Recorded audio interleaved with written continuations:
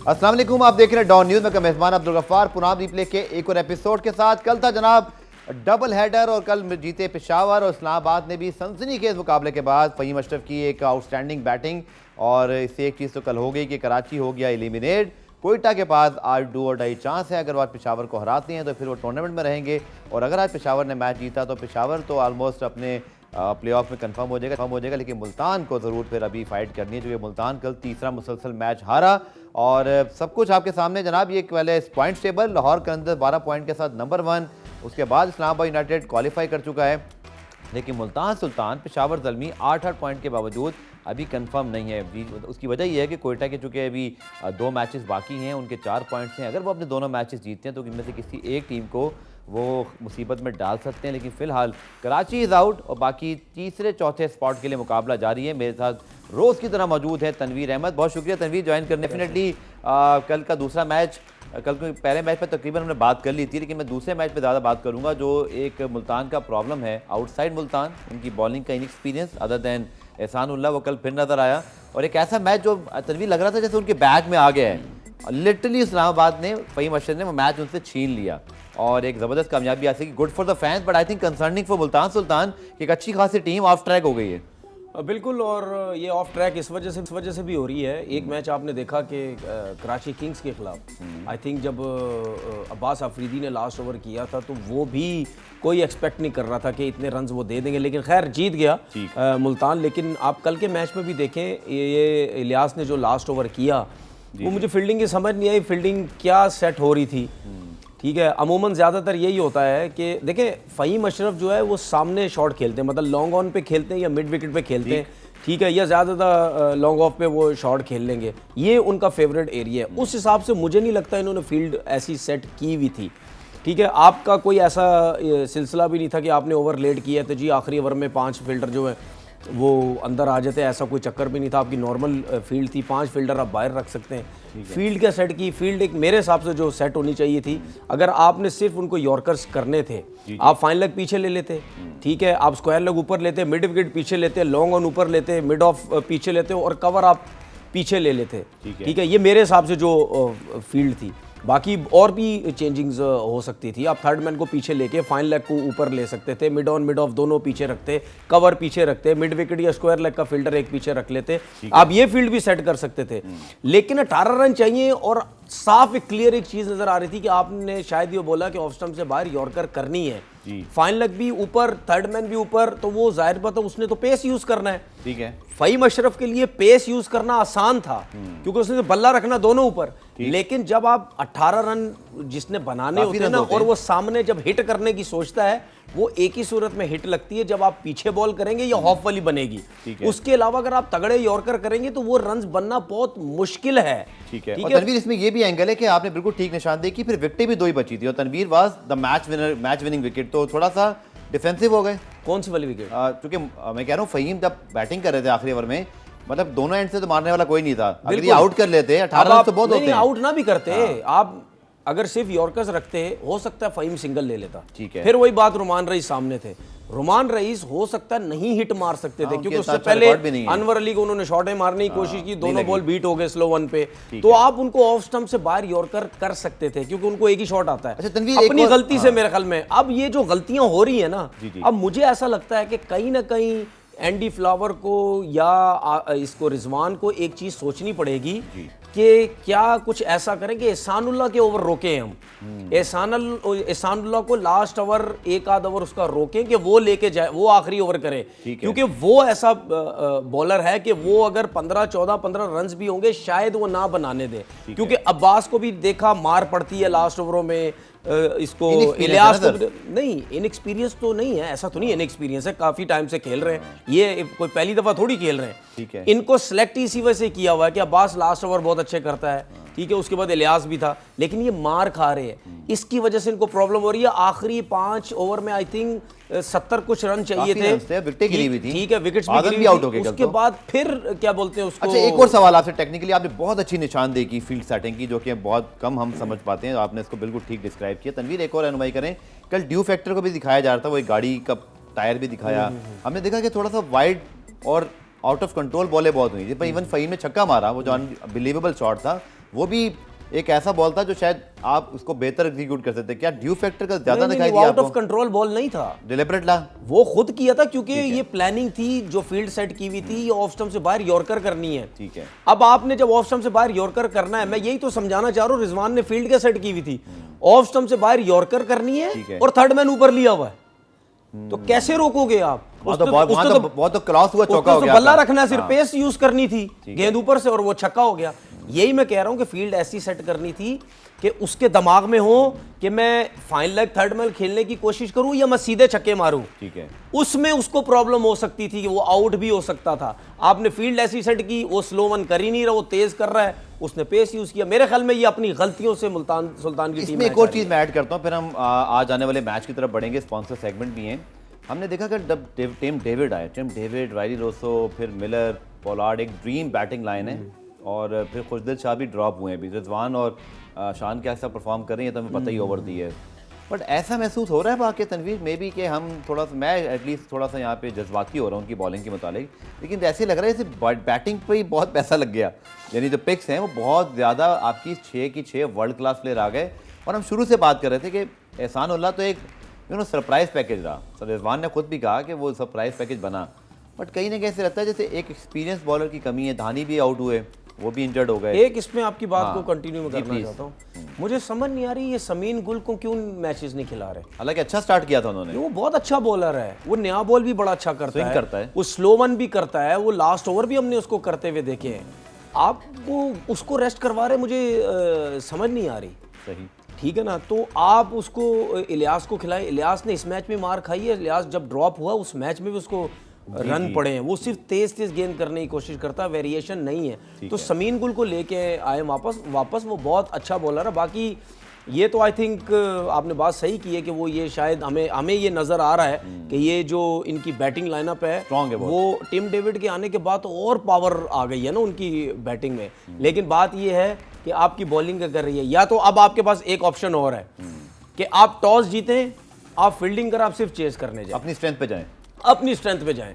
क्योंकि इन ग्राउंडों पे तो पिंडी वगैरह में तो आप अपनी स्ट्रेंथ पे जाएं, वो है बैटिंग। जो टीम भी सेकंड बैटिंग कर रही है 200 रन तो चेज हो रहे हैं। आप अपने हिसाब से देखें, लाहौर में भी जाते हैं, आप अपनी स्ट्रेंथ पे जाएं, क्योंकि बॉलिंग तो मुझे नजर नहीं आ रही। अच्छा, एक और भी हमें बताइएगा, मैं चाह रहा हूँ कि मुल्तान पे हम थोड़ी सी बात करें कि एक अच्छी टीम जब ऑफ ट्रैक होती है तो हमें ज़रूर उसकी तरफ निशानदेही करनी है। तो तारीफें तो होती रहती हैं जब टीम जीते। मुल्तान ने बहुत अच्छा किया, मुल्तान ने, बट जैसे ही मुल्तान से आउट हुए हैं, चाहे वो लाहौर के मैचेस यहाँ पे स्ट्रगल कर रहे हैं, कि इसकी भी कोई कंडीशंस की वजह से वजह बन गई है? मुल्तान की पिचेस जो थी, या सिर्फ होम क्राउड का एडवांटेज था, ये अच्छा खेल रहे थे? आपके ख्याल में क्या रीज़न है? नहीं, फ़र्क होता है, फ़र्क है, क्योंकि मुल्तान की जो पिच है ना, वहाँ पे ज़रा फास्ट बॉलर को थोड़ी सपोर्ट मिलती है, बाउंस भी आता है, सीम होता है, यंग फास्ट बॉलर अच्छा कर गए होते हैं, वहाँ पे स्विंग होता है, सीम होता है, बाउंस भी बड़ा अच्छा आता है। पिचेस में फ़र्क तो है, ठीक है, लेकिन इन पिचेस में ये है कि बॉलर को बड़ा जोर लगाना पड़ता है। ठीक है, जोर कैसे लगाना पड़ता है, उसके दिमाग में होता है कि मैं अगर मुंह पे गिर गया बॉल तो ये तो ग्राउंड से बाहर ही जाना है, क्योंकि यहाँ पे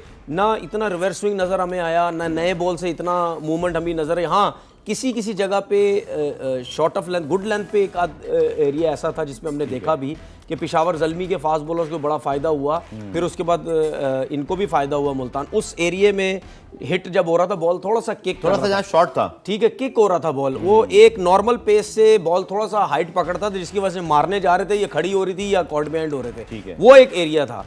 लेकिन उसके अलावा कुछ भी नहीं क्या कहते हैं बॉलर्स को मिल रहा था।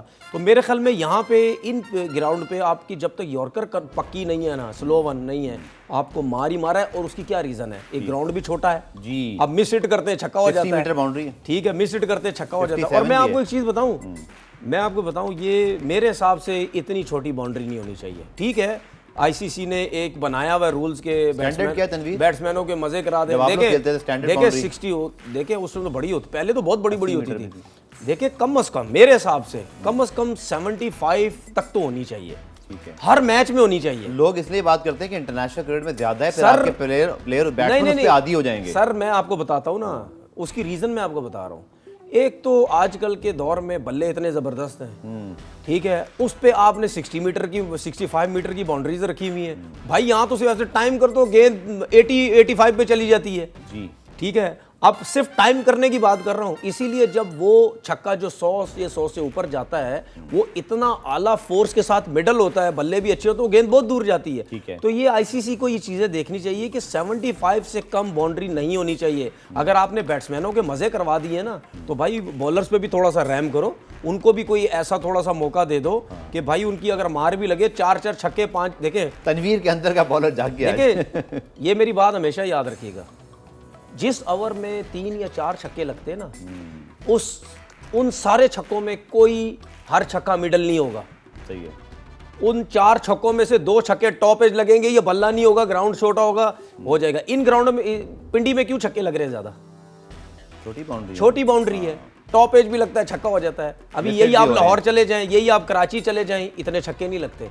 तो ये आईसीसी को ये चीजें सोचनी चाहिए। चलिए, पीसीबी का डोमेस्टिक इवेंट है, पीसीबी यहाँ पर क्या करे, क्योंकि लोगों ने बड़ा अच्छा फीडबैक दिया, जो मैंने सोशल मीडिया पढ़ा, क्योंकि आप सब भी जो फैंस हैं भाई, आप भी बड़े क्रिकेट को समझते हैं कि जब आप इंटरनेशनल क्रिकेट में जाते हैं या और ऐसी जगह पर, तो फिर आपके बैट्समैनों को शायद इतनी आदत नहीं रहती और फिर आप बाउंड्री पे कैचेस भी दे देते हैं। पुराने में ब्रेक शामिल करते हैं, ब्रेक से वापस आकर कल के मैच के हवाले से कुछ सेगमेंट्स हैं, और फिर आज पेशावर कोयटा का बड़ा इंपॉर्टेंट मैच है, इसको डिस्कस करेंगे शॉर्ट ब्रेक के बाद।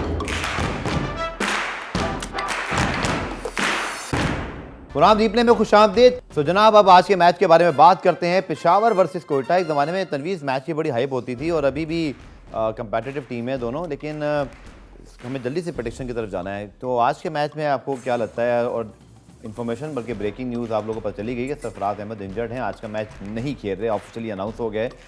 गालिबन मोहम्मद नवाज क़यादत करेंगे और बिस्मिल्लाह खान को स्क्वाड में शामिल किया गया। तो अब आप ही क्या राय है इस मैच पर? बड़ी मेहरबानी, बिस्मिल्लाह खान को स्क्वाड में शामिल कर दिया, बड़ी बहुत ज़्यादा मेहरबानी। जब सीज़न ख़त्म हो तब करते थे, कोई मसला नहीं था। मैं जाऊँगा पेशावर ज़ल्बी के साथ, लेकिन मुझे आज लग रहा है कि अगर पेशावर की पहले बैटिंग आ गई आज, बाबर या कैडमोर में से मेरी फीलिंग है कि 100 करना चाहिए, दोनों में से किसी एक को। लास्ट टाइम भी कहा था बाबर जल्दी आउट हो गए, नजर लगा देते हैं। नहीं, नज़र की बात नहीं है, मुझे लगता है कि शायद उन्होंने आखिरी मैच में, लास्ट मैच में जो उन्होंने कल के मैच में 50 किया है, जी, हो सकता है वो अपनी इस फॉर्म को कंटिन्यू रखें। ठीक है। और कैडमोर का मुझे लग रहा है, साइम अयूब की फॉर्म बड़ी अच्छी है, उनको अपनी फॉर्म कंटिन्यू रखनी चाहिए। सही। इस ग्राउंड में तो वैसे ही पता चल गया जो team. What is Quetta best chance now? यही है, एक्स्ट्राऑर्डिनरी बॉलिंग, एक्स्ट्राऑर्डिनरी बैटिंग, खत्म। ठीक है जी। मैच प्रेडिक्शन मुझे करनी पे ब्रेक पे जा रहे हैं। मैं भी पेशावर के साथ जाऊंगा। लेकिन सॉरी, ये हो सकता है कि ये जो टीमें टूर्नामेंट से बाहर होती है ना, ये जो जा रही होती है ना, अच्छा उनकी खुद तो बाहर होगी, उनकी क्रिकेट में खराब कर सकती है। हाँ, ये है, लेकिन मेरे ख्याल में मैं भी पेशावर की तरफ जाऊंगा, क्योंकि रीसेंट फॉर्म अच्छी है। कल एक बहुत तगड़ी टीम को हराया है, कोई लाहौर को हराना इतना आसान नहीं है। फाइटिंग स्पिरिट भी अच्छी है, वर्ल्ड क्लास बॉलर हैं, और पेशावर का कॉन्फिडेंस बड़ा हाई इसका होगा। लेकिन डेफिनेटली क्रिकेट है, कुछ भी हो सकता है। लेकिन मी एंड तनवीर टुगेदर आज ज़ल्मी के ऊपर है। लेट्स सी क्या होता है। पुराने में ब्रेक शामिल करते हैं, ब्रेक से जब वापस आएंगे फिर मजीद बात करेंगे, हमारे साथ मौजूद रहेगा।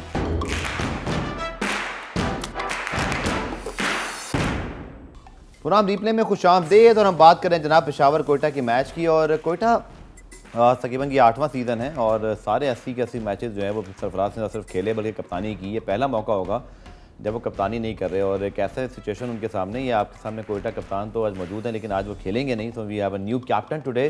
तनवीर, कितना फ़र्क पड़ेगा इस चीज़ से, क्योंकि सरफराज की फॉर्म इतनी अच्छी भी नहीं थी, लेकिन एक सीनियर प्लेयर तो हैं, कैप्टन है, और आप मस्ट विन सिचुएशन है। Reportedly Nawaz can lead the side, इस पर आप ही क्या राय है? जाहिर सी बात है, नवाज़ के लिए भी मुश्किल है, और मुश्किल इस वजह से कि वो कप्तानी कर रहे हैं। हमेशा सरफराज ने कप्तानी की है। जब जो भी प्लेयर कप्तानी करता है उसको लीड करने में बड़ी आसानी होती है। लेकिन 2-3 साल से देख रहे हैं सरफराज की कप्तानी में भी कोयटा की टीम इतनी अच्छी टीम नहीं खेल रही। लेकिन मैं सरफराज के साथ साथ जो टीम मैनेजमेंट के लोग हैं, हेड कोच है, मैं इनको भी कसूरवार ठहराऊंगा। सिर्फ सरफराज का काम नहीं है, उनकी वजह से भी, हेड कोच की वजह से भी ये सब कुछ हो रहा है। नवाज़ एक एक्सपीरियंस के तौर पे उनको एक आइडिया होगा, क्योंकि उनके मैचेस क्या रह गए, टीम 1 से 2 मैचेस रह गए, 2 मैचेस रह गए हैं, टीम वैसी टूर्नामेंट से बाहर हो गई है। अब वो थोड़ा सा लर्न कर लेंगे कैसी कप्तानी क्या है, किसको खिलाना है, किसको नहीं खिलाना। बाउंस बैक करना जाहिर सी बात है बहुत मुश्किल होता है। अब ऐसा ना हो कि सरफराज की, इसकी नवाज़ की कप्तानी में आखिरी जो 2 मैच है कोयटा की टीम जीत जाए और नेक्स्ट ईयर बोलेंगे जी अब नवाज़ को कप्तान बना दो। नवाज़ की बात हो या किसी और की बात हो, मैं नहीं समझता कि अब सरफराज को एज अ कैप्टन खेलना चाहिए। लेकिन सरफराज के ऊपर प्रेशर है। सरफराज एज अ कैप्टन अगर कोयटा में नहीं रहा तो सरफराज टीम से भी बाहर हो सकता है। और सरफराज ऐसी ऑप्शन नहीं है PSL के अंदर कि अगर उसको ड्राफ्ट में भेजो कोई टीम पिक कर ले। सरफराज उस लेवल का मुझे नहीं लगता कि अगर वो ड्राफ्ट में जाएगा उसको कोई टीम पिक कर लेगी, क्योंकि अगर उसको आप लोगे भी तो as a wicket keeper batsman लोगे तो विकेट कीपर बैट्समैन तो हर टीम के अंदर है। बिल्कुल। या तो सरफराज कोई ऐसा कोई एक्स्ट्राऑर्डिनरी किस्म का स्लोगर हो या ओपनर हो या बहुत तगड़ा खेलता हो तो तब उसको कोई पिक कर सकता है, वरना सरफराज के पास PSL खेलने के लिए सिर्फ एक ही ऑप्शन है कि वो कोयटा का कप्तान रहे, वरना कोयटा की टीम से भी बाहर हो जाएगा। चलिए अब देखते हैं क्या होता है। लेकिन सरफराज की इंजरी की फुटेज भी आपके सामने थी। नसीम शाह की तेज़ बॉल थी जिसको पकड़ते वो इंजर्ड हुए, लेकिन बैटिंग ज़रूर की, अपनी टीम के लिए आए उस पर और मैच भी जीता। उस गुप्तिल ने आउटस्टैंडिंग बैटिंग की। अब हम कॉम्बिनेशन की बात करें पेशावर के मुतालिक, स्पेशली क्योंकि लास्ट मैच बड़ा तगड़ा जीते लेकिन 24 आवर्स में दूसरा मैच उनका आ गया। पेशावर के लिए आपकी क्या राय है, क्योंकि आई थिंक उन्होंने तो कल एक प्रॉपर मैच खेला, क्योंकि जैसे हमने कल बात की थी कि मिडल ओवर्स में उनको बॉलिंग और बेहतर करनी होगी क्योंकि दे कंसीड टू मैनी रन्स, जब 4 विकेटें हासिल कर ली थी। बट आई थिंक ओवरऑल बड़ा कॉन्फिडेंट होंगे और एक अच्छा कमबैक है टूर्नामेंट में, एक ऑन ऑफ स्टार्ट के बाद they peak at the right time. बिल्कुल। और जिस तरह उन्होंने साइम अयूब से ओपन करवाई वो भी आई थिंक शाहीन की वजह से की। अब ये हो सकता है अब कंटिन्यू सिलसिला चल पड़े, ठीक है, क्योंकि हारिस अगर शायद कल शाहीन ना होता सामने तो शायद फिर हारिस जो है उसको अटैक करवा देते, तो हो सकता है इसको शुरू कंटिन्यू करें। लेकिन मैं अभी भी समझ रहा हूँ कि हारिस को अगर आप नीचे के नंबर पे यूज़ करें, अगर बाबर ये समझते हैं कि इनको खिलाना है तो फिर इनको एक ही सूरत में उनका नंबर सेट करें, उनका नंबर 5वां 6वां रखें, क्योंकि वो जिस किस्म की बैटिंग कर रहे हैं उनको उनकी बैटिंग से यही लग रहा है कि ये किसी टाइम भी आउट हो जाएंगे। और ये ज़्यादा बॉल्स खेलने वाले प्लेयर भी मुझे नहीं लगते। होता है कभी कभार जब तेज़ खेलने वाला प्लेयर होता है आप उसको रिस्क लेते हैं, क्योंकि वो डोमेस्टिक हो गया, PSL हो गया, उन्होंने ज़्यादातर पाकिस्तान टीम देख ले ओपन ही की है। जी। लेकिन जब इस किस्म का प्लेयर एज ओपनर नहीं रन करता तो फिर आप ऐसे प्लेयर को ड्रॉप नहीं करते, आप ऐसे प्लेयर को नीचे के नंबर पे ले जाते हैं जहाँ पे बॉल्स कम होती हैं। अब होता क्या है, ओपनर जो है हारिस अगर ऊपर खेलेगा वो वहां भी हिटिंग करेगा क्योंकि उसको पता है सर्किल है, ठीक है। जब नीचे जाएगा सर्किल तो नहीं होगा, लेकिन उसको ये पता होगा कि बॉल्स बहुत कम है, दोनों तरफ में उसका गेम एक ही जैसा रहेगा। सही है। हो सकता है नीचे के नंबर पे आके रन करे, बॉल स्विंग नहीं होता, सीधा यॉर्कर्स इतने एक्यूरेट अगर नहीं लग रहे तो उसके बल्ले पे बॉल आएगी, वो कर सकता है, तो उसके नीचे के नंबर पे जो है वो। अच्छा, एक चीज़ हमने देखी थी कि वहाब जो कि एक्सपीरियंस बॉलर हैं और कल उन्होंने अच्छा एक चीज़ सॉरी मैं कह दूं कि ये जो बाबर आजम के स्ट्राइक रेट की हर जगह पे बात हो रही है, मैं के राहुल की आपको एक ऑप्शन बात करता हूँ कोर्ट से उनके कल, ठीक है। उन्होंने कल एक मैं फुटेज देख रहा था, उन्होंने ये बात की, शायद हो सकता है वहाँ भी किसी मीडिया ने उनसे बात की हो, उन्होंने बोला कि मैं इस बात पे जवाब दे चुका हूँ, मैं ज़्यादा बात नहीं करना चाहता, ठीक है। उन्होंने बोला अगर 140-150 रन का अगर आपने स्ट्राइक रेट रन आपने चेस करने तो लाजमी नहीं आपने 200 के स्ट्राइक रेट से क्रिकेट खेलनी है। उनका कहने का मकसद है T20 में भी आप नॉर्मल क्रिकेट खेलें जब आप रन चेज कर रहे हैं, तो ठीक है। तो ये जो चीज़ें हैं जो स्ट्राइक रेट की हमारा यहाँ पे सिलसिला शुरू हो गया ना, ठीक है, वो बहुत गलत सिलसिला शुरू हो गया है। लोगों को समझना चाहिए कि स्ट्राइक रेट किसके लिए बेहतर होता है, स्ट्राइक रेट किसके लिए नहीं होता।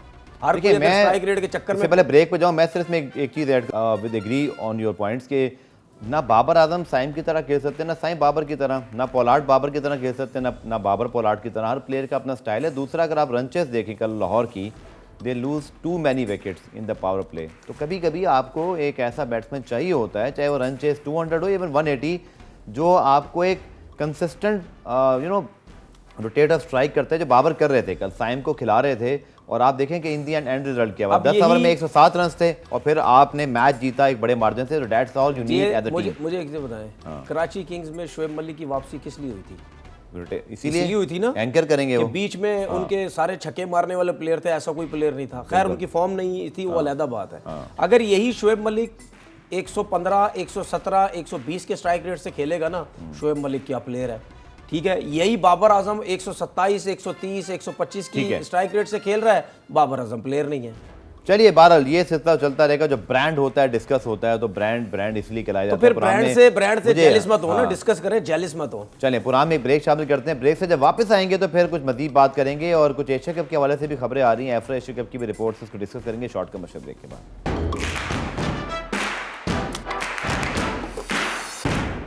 पुरान रिप्ले में खुशामदीद। पाकिस्तान सुपर लीग पे तो काफ़ी बात होगी, अभी करनी भी है, बट इंटरनेशनल सीरीज़ की बात करते हैं जनाब। कल पाकिस्तान अफगानिस्तान T20 सीरीज़ के शेड्यूल का ऐलान हो गया। 25, 27, 29 को ये T20 मैचेस की सीरीज़ है ना। 2 क्वेश्चंस तनवीर साहब, वर्ल्ड कप इस साल आपका है वनडे का, मैचेस आप T20 के खेल रहे हैं, वो भी एक ऐसी टीम को फेवर दे रहे हैं जिसको ऑस्ट्रेलिया ने रिफ्यूज़ किया था। चले अच्छी बात है, मैं इसके खिलाफ नहीं हूँ, बट आप वनडे मैचेस क्या नहीं खेल सकते थे, पहली बात।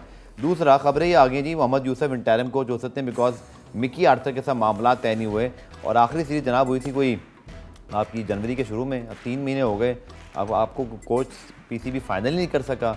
It's very unusual. 50 over world cup कब है? अक्टूबर में। IPL कब है?